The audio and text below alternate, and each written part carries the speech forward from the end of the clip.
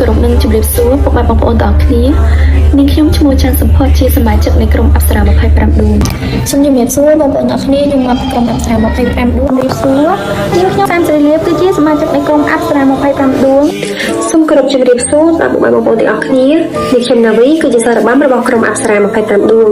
ជម្រាបសួរពុកម៉ែបងប្អូនទាំងអស់គ្នានាងខ្ញុំមកពីក្រុមអប្សរា25ដួងដោយបងប្អូនបានដឹងហើយថាស្ថានភាពប្រទេសកម្ពុជារបស់យើងឥឡូវនេះ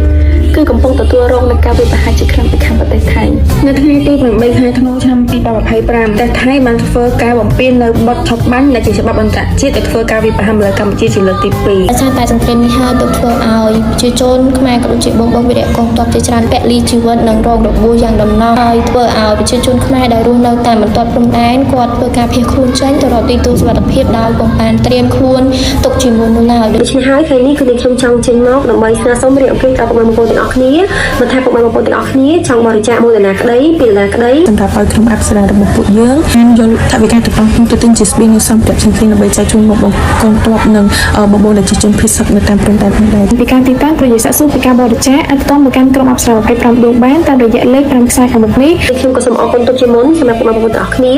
ដែលបានបរិច្ចាគតាមរយៈក្រុមអប្សរា25ដួងយើងផងដែរ Cambodian Mixed Pace